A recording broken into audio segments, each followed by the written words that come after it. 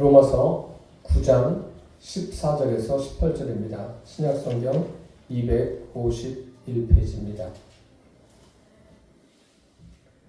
로마서 9장 14절에서 18절 말씀을 함께 공독하시겠습니다. 그런즉 우리가 무슨 말을 하리요? 하나님께 불의가 있느냐? 그럴 수 없느니라. 모세에게 이르시되 내가 긍휼히 여길 자를 긍휼히 여기고 불쌍히 여길 자를 불쌍히 여기리라 하셨으니 그런즉 원하는 자로 말미암음도 아니요 다른 받질하는 자로 말미암음도 아니요 오직 긍휼히 여기시는 하나님으로 말미암음이니라.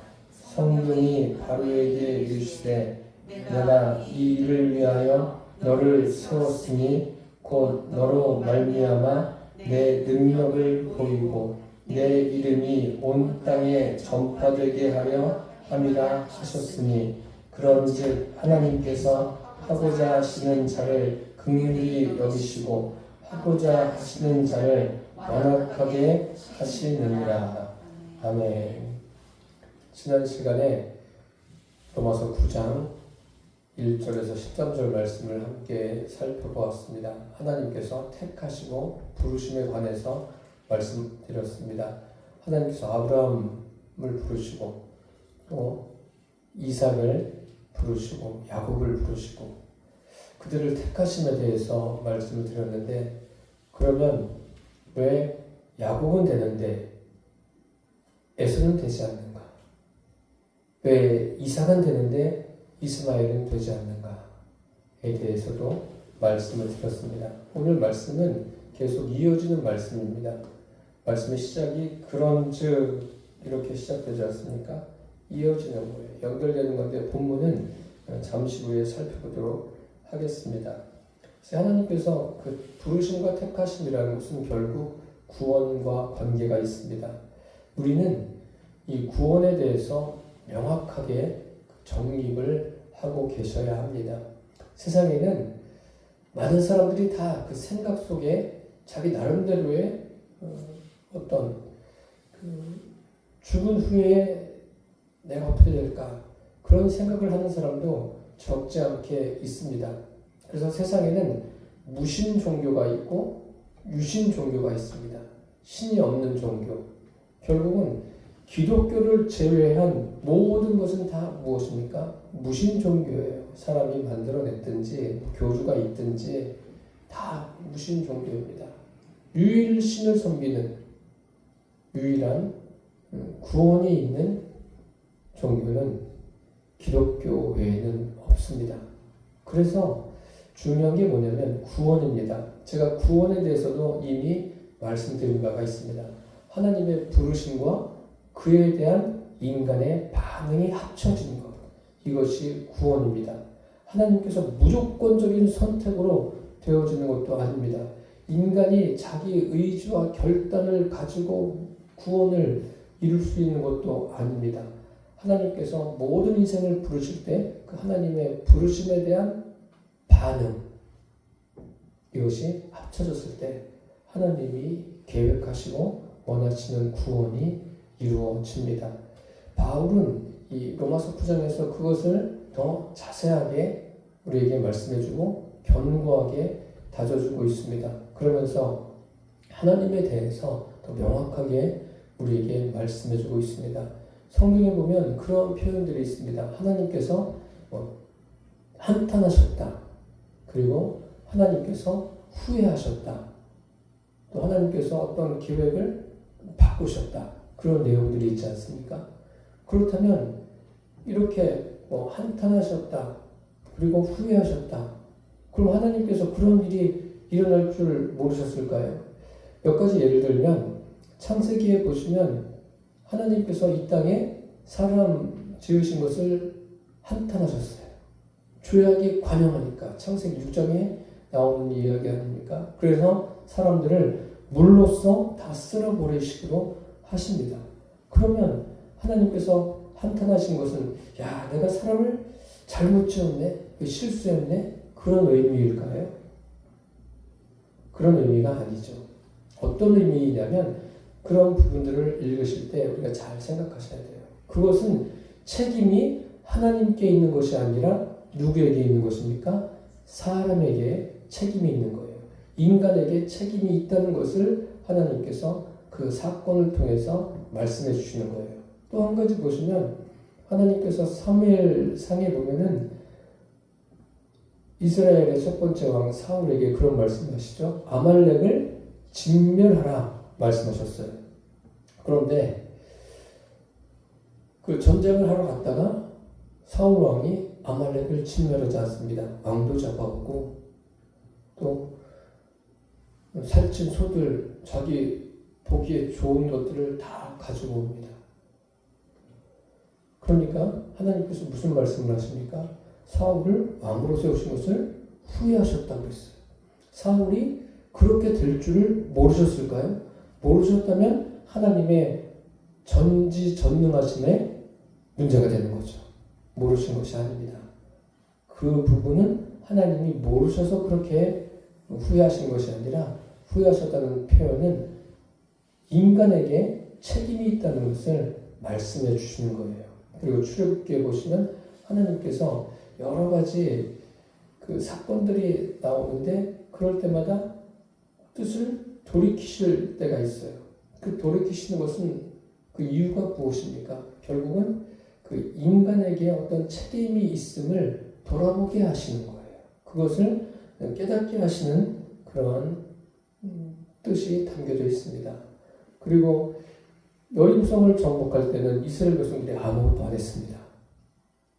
그 다음에 아이성을 정복할 때는 어땠습니까? 첫 번째 실패하고 두 번째는 성공을 합니다. 성공을 하는데 그 아이성을 정복하는 의미가 무엇입니까? 내가 너희들과 함께 하니까 가라. 그 의미예요. 하나님은 인생과 함께 하시기를 원하십니다. 구원도 마찬가지예요. 이 구원은 하나님의 부르심과 인간의 반응이라고 했어요. 그래서 구원의 절대적인 조건이 무엇이죠? 많은 신학자들이 참 많이 이 성경에 대해서 연구하고 좋은 업적들을 남긴 것이 많습니다. 이 구원에 대해서도 참 다양한 분들이 우리 후대에 많은 여러 가지 연구 자료들을 남겨주었어요. 구원의 절대적인 조건이 뭐죠? 구원의 절대적인 조건이 하나님의 택하심입니까? 아니면 인간의 강력한 그 의지입니까? 이것이 떨어져서는 설명드릴 수가 없어요. 하나님의 부르심에 인간이 자기의 의지를 가지고 반응을 해야 돼요.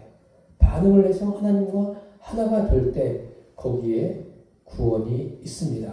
그래서 요한계시록에 보면 볼지어다 내가 문 밖에서 두드리노니 누구든지 내 음성을 듣고 문을 열면 내가 그에게로 들어가 그로 더불어 먹고 그는 나로 더불어 먹으리라. 이렇게 하나님과 인생이 하나가 되는 거예요. 여기에 구원이 있음을 잊지 않게 되기를 바랍니다. 그래서 구원의 절대적인 조건은 성령님이세요. 성령님을 배제하고서는 거기에는 구원이 없습니다. 니고데모가 예수님을 찾아왔을 때 예수님께서 말씀하시지 않습니까? 물과 성령으로 나지 아니하면 하나님 나라에 들어갈 수 없다. 아무든지 성령이 아니고는 예수를 주라 시인할 수 없다. 성령님이 계셔야 돼요. 그래서 구원이라는 것은 성령님을 내 안에 주인으로 모셔드리는 것. 그것이 구원입니다. 이미 저와 여러분은 구원받은 하나님의 자녀가 되셨습니다.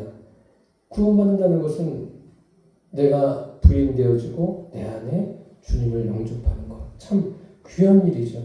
그래서 구원받았다, 또 영생을 얻었다, 다 같은 표현 아닙니까? 영생이 뭐예요?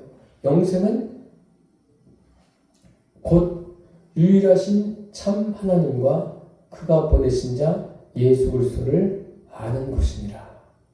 복잡하지 않아요. 유일하신 참 하나님을 믿는 거예요. 예수 그리스도를 아는 건데 어떻게 알아요? 그분을 내 안에 모셔드리는 거예요. 그래서 바울 같은 경우에는 그 많은 지식을 가지고 있지만 그 지식들보다도 뭐예요? 예수 그리스도를 아는 지식이 가장 고상하다는 것을 깨닫게 되지 않습니까? 우리도 이 말씀을 통해서 예수 그리스도를 아는 지식이 날마다 깊어지게 되기를 바랍니다. 무엇보다도 구원에 대해서 확고한 믿음, 흔들리지 않는 그 믿음을 가지셔야 됩니다. 오늘 본문을 한번 보겠습니다. 14절 보시면 그런즉 우리가 무슨 말을 하리요? 하나님께 불의가 있느냐? 그럴 수 없느니라. 하나님께 불의가 있습니까? 그렇지 않죠. 하나님께 불의가 없습니다. 그런즉이라는 것은 제가 설교 서두에도 말씀드렸던 것처럼 이제 로마서 9장 1절에서 13절에 있는 내용을 다 읽고 난 다음에 그런즉 이렇게 가는 거예요. 그러니까 그럼 뭐예요? 하나님께서 왜 이삭은 되고 이스마엘은 안 된다고 하셨을까요? 왜 야곱은 되고 에서는 안 된다고 하셨을까요? 혹시 생각해 보셨습니까? 그냥 하나님의 절대적인 주권이니까 우리가 무슨 이 일에 대해서 논할 것이 있느냐? 하나님이 택하셨다. 이것으로 이렇게 끝나셨습니까? 그렇다면 생각해 보셔야 돼요. 왜 이삭이고 왜 누구예요? 야곱인가? 왜 그랬을까요? 이게 무슨 말씀입니까? 하나님이 야곱을 사랑하시고 에서를 미워하셨다. 에서를 덜 사랑하신 거 아닙니까? 이게 뭐죠? 그러면서 하나님께 불의가 있느냐? 불의가 없다는 거예요. 그런데 세상 사람들은 이런 걸 가지고도 의문이 많아요. 하나님은 그러면은 요즘에는 사람들이 무엇을 많이 강조합니까? 인격을 강조하지 않습니까? 그래서 많은 사람들을 해한 큰 중범죄를 저지른 사람들에 대해서도 인격을 보호해 주지 않습니까? 그들의 인격도 보호하는 것도 필요하지만 제가 볼 땐 과한 부분이 없지 않아 있습니다. 이만큼 사람들은 인격을 중요하게 봅니다. 그러니까 이런 성경을 볼 때도 하나님이 왜 이렇게 차별하실까? 차별하시는 겁니까? 여러분들도 이 성경을 보시면서 그렇게 성경이 보여주십니까? 왜 하필이면 야곱만 사랑하셨을까? 똑같은 쌍둥이인데 에서도 같이 사랑하셔서 같이 하시면 좋을 텐데 왜 이렇게 하셨을까? 그런 생각을 해보셨습니까? 이것은요, 사람들이 인본적으로 볼 때 그런 거예요.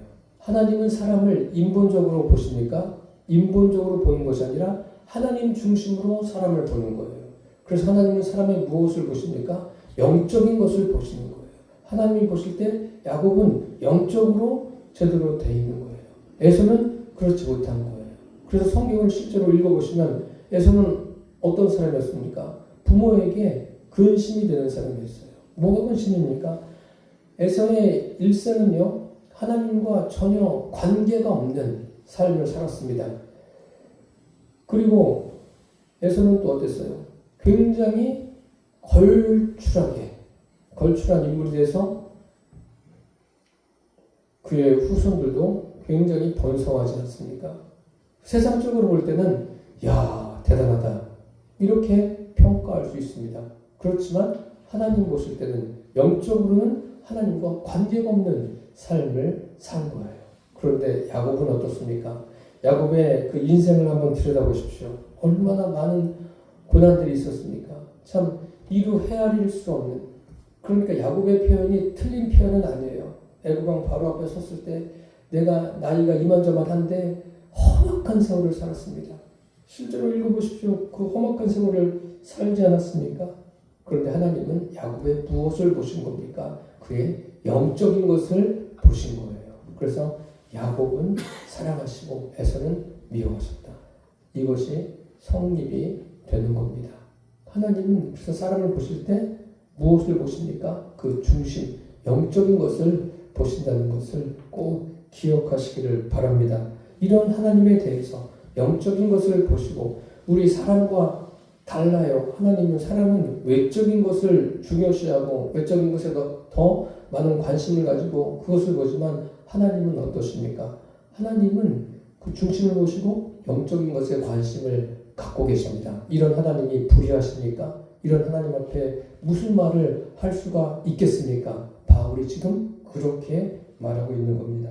이어서 15절 보시면 모세에게 이르시되 내가 긍휼히 여길 자를 긍휼히 여기고 불쌍히 여길 자를 불쌍히 여기리라 하셨으니, 이것도 같은 말이 되는 겁니다. 하나님께서 긍휼히 여길 자, 모세가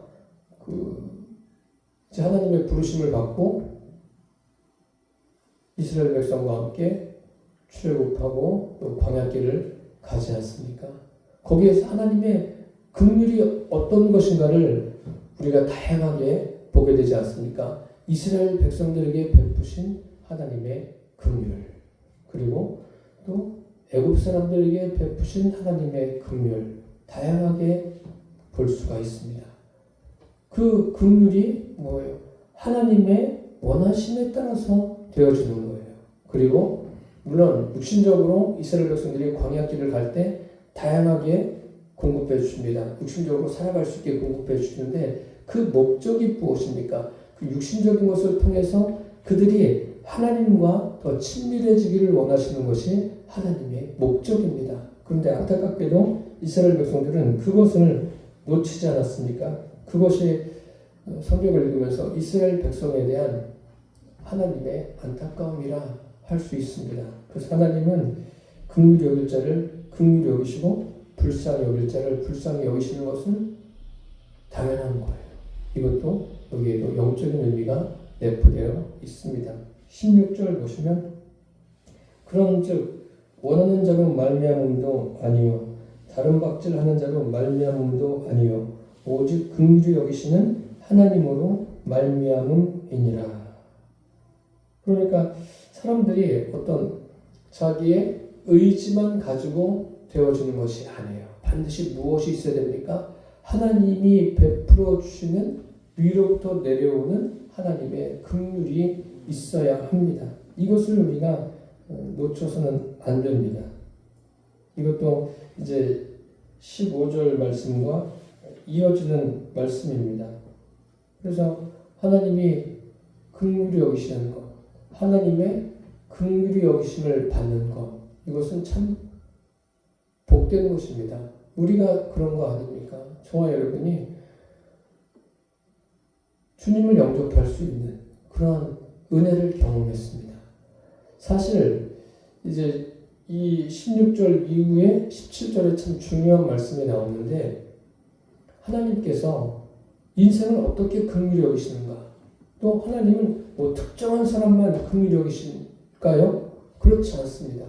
하나님은 이 땅에 있는 이 성경 시대, 성경이 기록될 그 시대에 있는 사람들뿐만 아니라 지금도 마찬가지예요. 이 땅에 숨을 쉬고 사는 모든 인생들에게 관심을 가지고 계십니다. 그들 모두를 하나님은 긍휼히 여기십니다. 심지어는 이 사회에서 어떤 악을 행한 자조차도 하나님은 긍휼히 여기세요. 긍휼히 여기십니다. 그러니까 우리가 다 그것을 알 수가 없죠. 이해할 수가 없는 부분이 있습니다. 긍휼히 여기시는 거예요, 하나님은. 그런데 문제가 뭐냐면요. 하나님은 긍휼히 여기시는데 그 긍휼히 여기심에 대한 사람들의 반응이 문제인 거예요. 반응이. 한번 17절을 읽어보겠습니다. 17절 같이 읽겠습니다.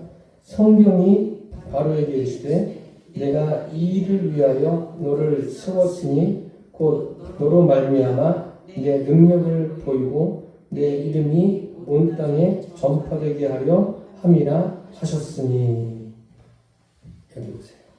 성경이 바로에게 이르시되, 이해가 되세요? 바로에게 누가 말씀하신 거예요? 하나님께서 모세를 통해서 말씀하십니다. 그럼 누가 말씀하신 거예요? 하나님이 말씀하신 거예요. 그런데 여기는 어떻게 표현되어 있습니까?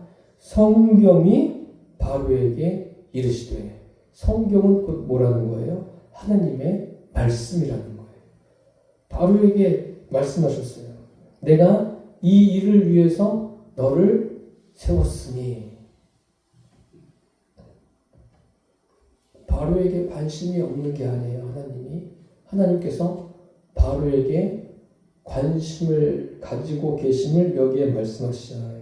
이 일을 위하여 너를 세웠으니 곧 너로 말미암아 내 능력을 보이고 바로를 세워서 능력을 보이십니다. 이스라엘 백성들이 애굽에 430년간 종살이를 하고 있지 않습니까? 종살이를 하다가 430년 만에 그 하나님의 강권하심, 하나님의 역사하심으로 그들이 출애굽하게 됩니다. 출애굽할 때 이스라엘 백성들이 편하게 나왔습니까? 나온 거야 편하게 나왔죠. 그런데 나오는 과정에 어떤 일이 있었습니까? 애굽에 10가지 재앙이 임하지 않습니까? 갑자기 강물이 다 피로 변합니다. 그런데 애굽의 술사들도 그 정도는 하는 거예요. 그러니까 처음엔 다 맞서가지고 이 정도는 우리도 하지. 그렇게 해서 피가 다 피로 변했어요. 그러니 얼마나 불편하겠어요. 그리고 나일강은 어떤 강입니까? 그 애굽을 비옥하게 하는 애굽에게 자랑거리죠. 그 자랑거리가 다 피로 변해버린 거예요.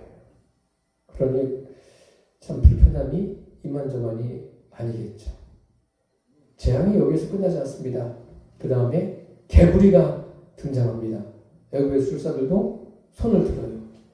개구리가 가는 곳곳마다 있는 거예요. 여러분 한번 생각해 보십시오. 오늘 예배 마치고 집에 딱 들어갔는데 개구리가 집에 와글와글 한다고 생각해 보세요. 식사하는데 그냥 개구리가 막 밥상에 왔다 갔다. 이거 살겠습니까? 애굽의 왕궁으로부터 뭐 집 안에 있어도 그렇고 밖에 나와도 그렇고 온통 개구리예요. 얼마나 불편합니까? 그 다음에 내린 재앙이 이예요. 이는 그 우리나라 50년대, 60년대, 70년대 참 그때까지 이가 사람들을 괴롭히지 않았습니까? 방역이 잘 이루어진 다음에는 지금도 이가 있긴 있지만 예전만치 그렇지 않잖아요. 그런데 그 이가 온 애국 사람들을 다 괴롭히고 있는 거예요. 한번 상상을 해보세요. 어땠을까? 그리고 파리가 등장합니다. 그 다음에는 파리가 사방을 날아다녀요. 뭐 밥을 먹을 때도 그냥 밥을 먹는 건지 파리를 먹는 건지 알 수 없고 이런 얘기만 들어도 그냥 설마 그랬을까? 밥은 먹어야 될 거 아니에요. 그런데 파리가 그렇게 가득 있는 거예요. 그 다음에 악질이 생깁니다. 그 다음에 독종이 임하고 그 다음에 우박이 떨어져요. 우박이 얼마나 큰 피해를 주는지 아시지 않습니까? 그러니까 뭐 그렇게 비옥한 땅에서 아무리 농사를 잘 줬어도 우박이 탁 내려가지고 다 망가뜨린 거예요. 살 수 있겠습니까?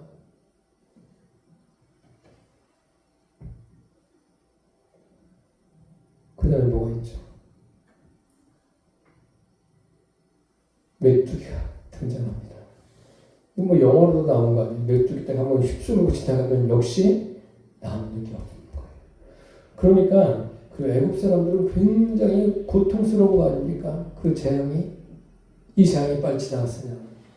그런데 재앙이 지나가면 또 뭐예요? 마음이 또 바뀌어요. 그러다가 메뚜기 재앙 다음에 임한 게 뭐예요? 흑암. 깜깜한 거예요. 지금도 전기가 없으면 살 수 없는데 그 당시는 오죽했겠습니까? 그 캄캄한 밤이 밤인지 낮인지 알 수 없는 캄캄함이 며칠간 지속되는 얼마나 괴롭겠어요. 아무것도 못하는 거예요. 그리고 이런 재앙들이 지금 9번째 임했어요. 그래도 재앙이 물러가면 마음이 조금 이제 괜찮아질 줄 알았는데 다시 강팍해지는 거예요. 단단해지는 거예요. 그러다가 하나님께서 마지막으로 내린 재앙이 뭐죠? 장자의 재앙이에요. 애굽에 있는 왕의 장자로부터 시작해서 심지어는 애굽에 있는 짐승에 처음 난 것까지 싹 죽는 거예요. 그러니까 애굽 전체가 다 고골을 하지 않습니까? 이렇게 해서 이스라엘 백성들이 드디어 애굽에서 나오게 됩니다. 그럼 생각해 보십시오. 야, 하나님은 어떻게 이스라엘을 구원하시려고 애굽을 그렇게 초토화시키실까? 하나님이 애굽에는 그냥 심판만 내리고 저주만 내렸다고 여러분들은 성경을 그렇게 보십니까? 아니에요. 그게 하나님의 말씀인 거예요. 그게 하나님의 능력을 보여주신 거예요. 하나님께서 애굽의 능력을 보여주신 목적이 무엇입니까? 너희들 돌아오라는 거예요. 누구에게요? 하나님께 돌아오라는 거예요. 그럼 이스라엘에게는 아무 일도 일어나지 않았습니까? 아니죠. 이스라엘 백성들이 430년 동안 뭐 했습니까? 애굽에 종살이를 하지 않았습니까? 종살이가 어디 쉬워요? 자기 마음대로 할 수 있는 게 아니에요. 애굽 왕에 의해서 움직이는 거예요. 심지어는 요셉을 알지 못하는 왕이 세워졌을 때 어떤 일이 생겼습니까? 더 이스라엘 사람들을 박해하는 수준이 굉장히 높아진 거예요. 심지어는 태어난 아이들을 나일강에 버리라고 하지 않습니까? 그것도 히브리 산파들을 시켜가지고, 그런데 히브리 산파들이 그렇게 하지 않습니다. 이게 얼마나 큰 어려움이에요. 이스라엘 백성들은 그런 어려움을 겪으면서 430년 동안 그런 건 아니지만 어쨌든 종살이 자체가 불편한 건 아닙니까? 그렇게 겪어온 거예요. 겪어오다가 이제 애굽의 재앙이 내릴 때는 이스라엘 백성들이 머물고 있는 고센 땅에는 그런 재앙이 임하지 않습니다. 하나님은 이스라엘에게도 말씀하시고 애굽에게도 말씀하시는 거예요. 애굽에만 재앙 내렸다고 이제 이스라엘을 구원하기 위해서 애굽은 싹 물리쳐버리고 이스라엘만 거기서 싹 빼서 건져냈다. 물론 성경에 이스라엘 백성들을 애굽의 무거운 짐 밑에서 빼내셨다. 그런 표현이 있는데 어쨌든 우리가 함께 생각해 보셔야 돼요. 이것은 동일하게 이스라엘 백성들에게 내리시는 은총인과 동시에 애굽 사람들에게도 주시는 기회예요. 하나님께서 능력으로 하나님이 어떤 분이신가 애굽 왕 바로에게 알리신 거예요. 이 일을 행하시기 위해서. 이 일이 뭐예요? 구원의 역사예요. 그리고 이 일을 실제로 이 땅에서 하신 분이 누구이십니까? 성령 하나님께서 이 땅에서 일어나는 일들을 다 하신 거예요. 성령 하나님이 하신 일이에요. 그 일을 애굽 왕 바로에게 깨닫게 하시는 거예요. 그런데 안타깝게도 애굽 왕 바로는 그것을 알지 못했어요. 그리고 어떤 일이 있습니까? 오늘 본문에 보니까 성경이 바로에게 이르시되 내가 이 일을 위하여 너를 세웠으니 곧 너로 말미암아 내 능력을 보이고 내 이름이 온 땅에 전파되게 하려 함이라. 지금 예를 들어서 이집트에서 어떤 일이 있다. 그러면은 이 이집트에서 일어난 일들이 어떤 사건이 될 만한 일이면 전 세계로 순식간에 퍼지지 않습니까? 지금은 굉장히 이 통신이 발달하지 않았습니까? 그럼 그 당시에도 그랬을까요? 이 성경이 기록될 당시, 이런 사건을 겪을 당시에는 그런 일은 없었죠. 어떻게 그런 일이 퍼집니까? 소문에 의해서, 옆 나라의 소문에 의해서 퍼지는 거예요. 퍼지면서 누가 전해지는 거예요? 하나님, 여기 보세요. 내 이름이 온 땅에 전파되게 하려 함이라. 하나님의 이름 전파되는 거예요. 그 사건을 통해서. 그게 하나님의 목적입니다. 전파하신 목적은 뭐예요? 하나님이 이런 분이야. 뭐 과시입니까? 과시용입니까? 그게 아니에요. 하나님을 믿으라는 거예요. 이스라엘 백성들에게도 기회를 주시고 애굽 왕 바로와 애굽 사람들에게도 동일하게 방법은 다르지만 기회를 주신 거예요. 고난이 기회인 거예요. 그런데 그것을 선용하지 못하는 참 안타까운 거죠. 여기 내 이름은 하나님이에요. 하나님. 성삼일체 하나님이에요. 영적인 것을 제대로 분별하는 분들은 이 내용들을 제대로 알 수가 있습니다.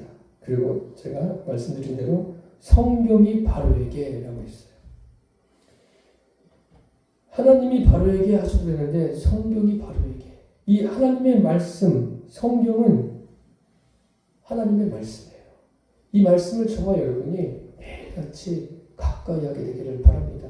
예전에는 잠이 안 온다고 그래서 이 성경책을 머리맡에 잘 모셔두고 주무시는 분도 계셨는데 성경은 그런 용도로 사용하는 게 아니라 읽어야죠. 읽으면서 읽으면서 이 안에 있는 활자를 통해서 주님을 만나게 되기를 바랍니다.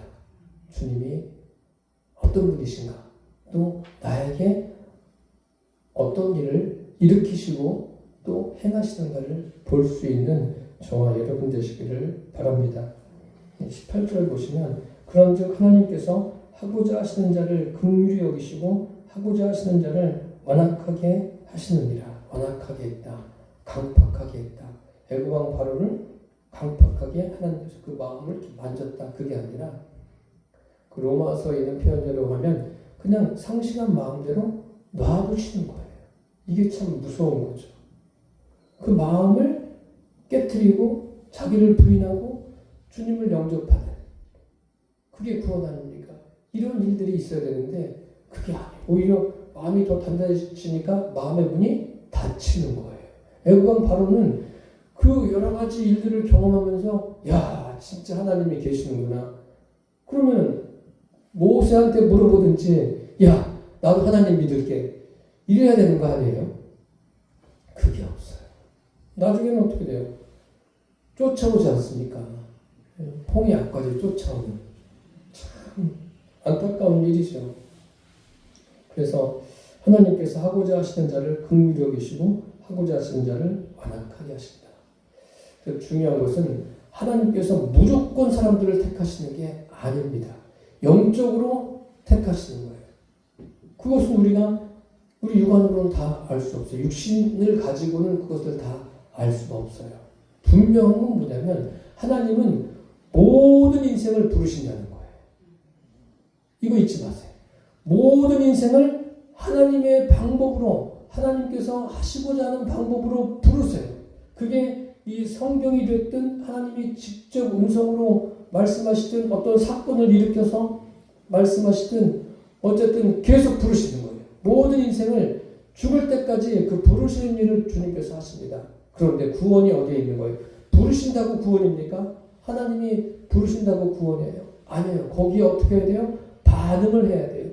성경을 보세요. 아브라함, 이삭, 야곱, 요셉 반응했습니까? 안 했습니까? 반응하지 않습니까? 고난을 겪으면서도 뭐예요? 거기에 계속 반응하다가 하나님과 더 친밀해지지 않습니까? 요셉 같은 경우에는 뭐라고 그래요? 많은 것을 겪고 난 다음에 형들과 대면할 때 야곱이 떠나고 그로 인해서 형들이 막 두려워 떨 때 뭐라고 합니까? 하나님이 아시고 나를 먼저에게 보냈다. 하나님께서 선이 되게 하셨다. 그렇게 형들에게 오히려 말하지 않습니까? 정상적인 사고를 가졌다면 그렇게 할 수 있겠습니까? 자기를 애굽에 판 사람인데 그 사람들이 그 앞에 있는데 정말 아주 가혹한 형벌을 내려도 시원치 않은 거 아닙니까? 그런데 그렇게 하지 않아요. 그렇게 하지 않은 이유가 무엇입니까? 요셉에게 하나님이 계신 거예요. 구원의 믿음이 요셉에게 있는 거예요. 하나님에 대한 소망, 천국에 대한 소망, 그 소망이 요셉에게 있는 거예요. 그러니까 자기가 겪었던 그 일을 통해서 하나님이 하셨음을 분명하게 알고 그것을 형들에게 오히려 전하지 않습니까? 저와 여러분이 이 우리에게 주어진 삶을 살아가시면서 구원의 믿음 분명하게 세워서 흔들리지 않기를 바랍니다. 내 안에 누가 계십니까? 성령 하나님이 계시지 않습니까? 그분이 이 성경을 읽을 때 깨닫게 하세요. 설교를 들을 때도 깨닫게 하세요. 내가 일생을 살아갈 때도 일상에서도 하나님의 일하심을, 역사하심을 깨닫게 하십니다. 그래서 그분과의 관계가 친밀해지시기를 바랍니다. 제가 할 일은 그거예요. 여러분들이 하나님과 친밀해질 수 있도록 말씀을 전해드리고 그것을 도와주는 일이 목회자의 할 일입니다.